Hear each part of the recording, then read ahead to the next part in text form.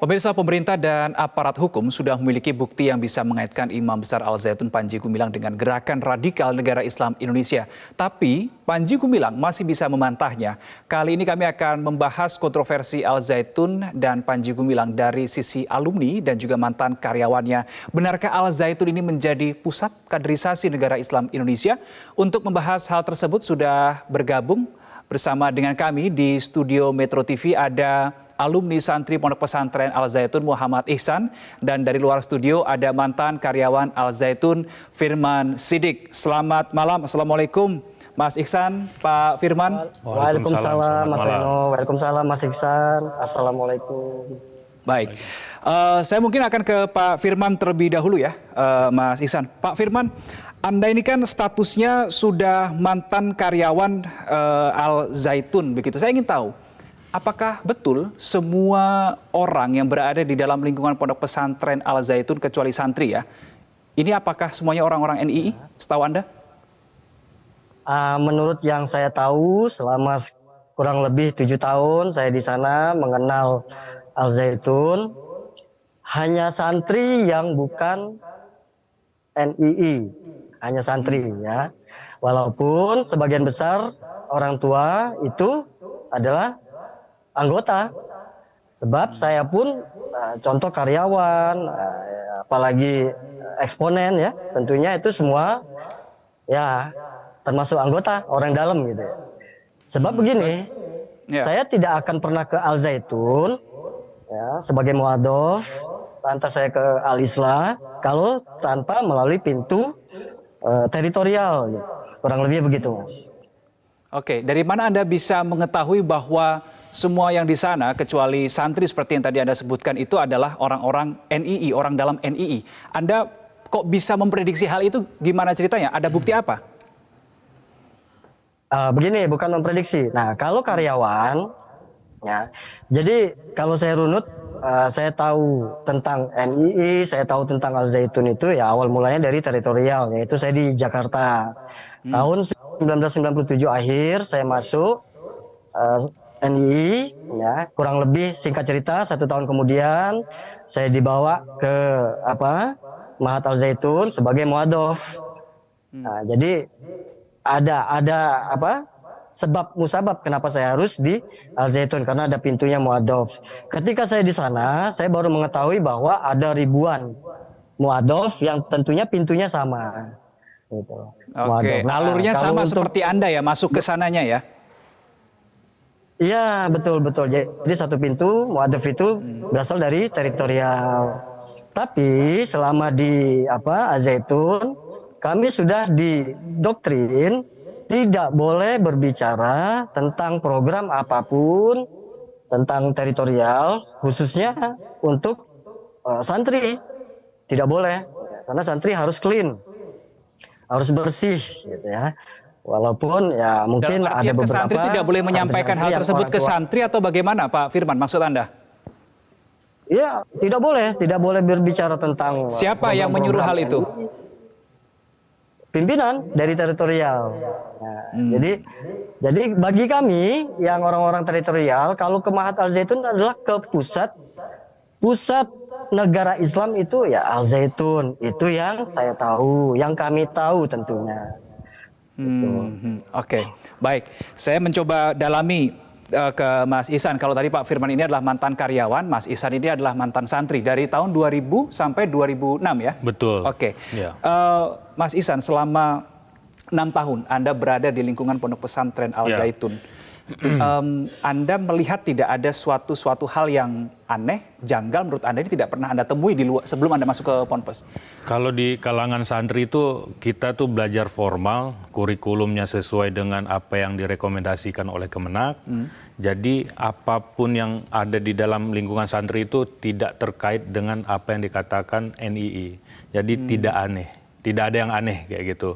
Kita dalam menjalankan ibadah sehari-hari semuanya itu sesuai dengan syariat Islam, begitu. Oke, kalau yang kita lihat video yang viral ini, Mas Ihsan, ada safnya bercampur, kemudian khotib sholat Jumat ini adalah perempuan. Ini sempat Anda lihat, sempat Anda alami selama Anda menjadi santri di sana?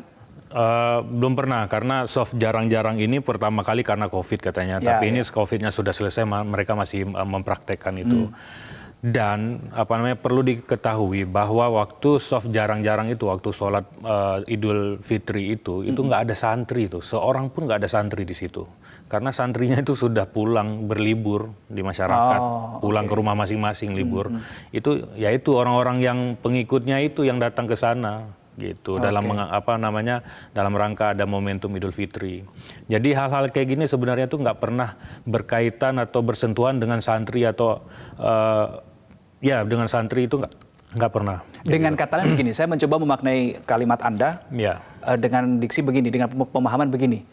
Al Zaitun kalau melakukan kegiatan dengan konteks yang diduga terkait atau terafiliasi dengan NII, ini tidak melibatkan santri. Betul, itu pada masa saya, tetapi hari ini udah terlibat santri. Karena apa? Ini datanya Anda dapat dari mana nih? Karena ada di YouTube-nya, official YouTube dari Al Zaitun sendiri. Langsung ya? Yaitu adalah santri disuruh jadi khotib, khutbahnya itu membaca qala Rasulullah fil Qur'anil Karim. Kayak gitu, mengatakan bahwa Al-Quran itu perkataannya Rasul, gitu. Itu keliru gitu. Kalau menurut pendapat beberapa ulama kayak gitu. Jadi hari ini ternyata udah diaplikasikan ke santri gitu. Tapi kalau kita mau saya tahu lah ibaratnya di Al Zaitun itu dulu waktu masa saya itu ada istilah santri dalam, santri luar. Maksudnya itu santri dalam itu adalah yang orang tuanya tuh terafiliasi. Itu santri dalam, terafiliasi dengan NII. Orang tuanya. Oh, orang tuanya. Ya, gitu. Jadi kalau yang luar itu ya datang ke situ nggak tahu apa-apa, orang tuanya tuh nggak ngerti apa-apa. Cuma masukin anaknya sekolah di situ sebagai pesantren, udah itu aja. Gitu. Nah, waktu masa saya itu 50%, makanya mungkin nggak ada diajarkan yang begini, mungkin bahaya untuk santri yang nggak ngerti apa-apa ini loh. Nah, kalau hari ini tuh jumlah santri dibandingkan jumlah angkatan Anda saya masuk kategori yang mana pada saat itu? Saya luar. Luar ya? Tapi ngerti dalam. Oh, ini ada spesifikasi baru ternyata. Gitu ya Pak, maksud paham karena saya dari teman kakak ipar saya gitu, jadi ngerti betul kayak gitu. Oke. Selama 6 tahun Anda di sana, pernahkah Anda melihat ada suatu acara atau hajatan begitu, meskipun tidak melibatkan santri ya, tapi Anda mengetahui oh ini ada acara yang mungkin dengan mengumpulkan massa yang cukup banyak, atau dengan hal-hal pemberitahuan tertentu atau suasana yang berbeda, sempat Anda alami tidak? Ya tentu, karena pas masa saya itu tamunya tuh banyak banget Mas, 100.000 orang sampai 200.000 orang, waktu puncaknya itu tahun 2002, 2003 itu sampai 200.000 orang. Yang mungkin pesantren lain yang belum punya alumni banyak ya, waktu masa saya itu belum ada alumni, belum ada ikatan apapun, tapi bisa ngumpulin orang sebanyak itu harusnya itu jadi tanda tanya. Mungkin kalau pesantren Gontor hari ini membuat acara terus yang datang sekian ratus ribu orang itu normal, karena memang perjalanan mereka udah cukup lama, mungkin alumninya juga berkumpul. Karena ini siapa mereka? Baru 2 angkatan atau baru 3 angkatan yang jumlah santrinya waktu itu mungkin sekitar 4.000 sampai 5.000 orang. Kalau kita kali pun berapa satu keluarga alumni yang datang pun nggak akan nyampe jumlah itu gitu.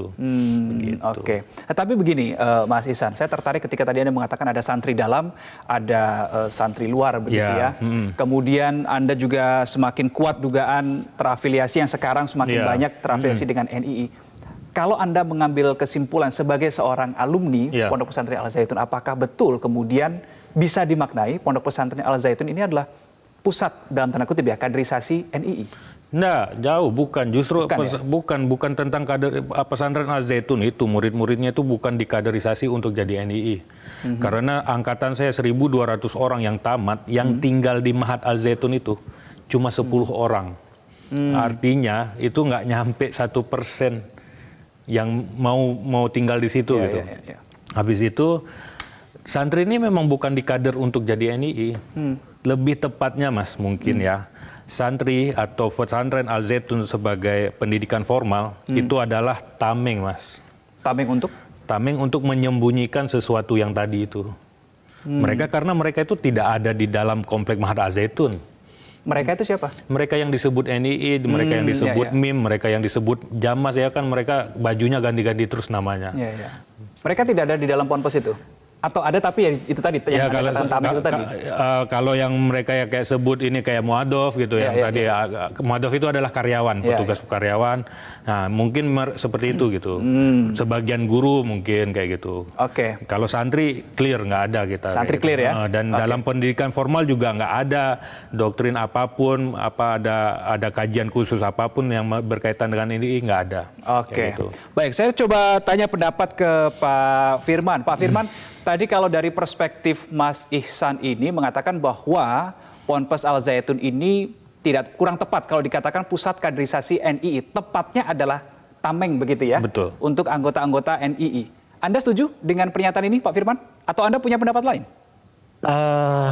Ya, jadi menurut Mas Iksan tadi ada banyak sebenarnya saya setuju ya. Pertama, santrinya clean.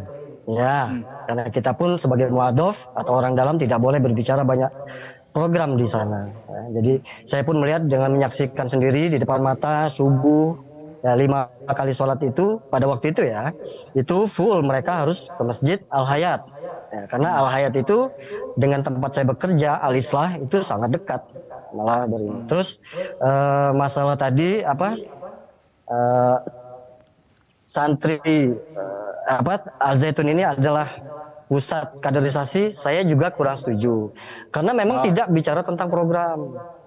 Tidak bicara tentang negara Islam. Tapi saya sepertinya kurang enak mendengar kalau masalah tameng. Bahasa yang lebih tepat mungkin ini saya perhalus sedikit gitu ya. Mungkin kaderisasi untuk masa depan. Nah, gitu ya. Hasil-hasilnya aja gitu, buah-buahnya. Karena kan akar batang pohon. Nah, akarnya itu ya kita yang di teritorial, ya kan, batangnya dan buah-buahnya itu nanti ya itu mereka yang tentunya. Ini menarik ini, Pak Firman, ketika Anda mengatakan lebih tepatnya adalah masa depan.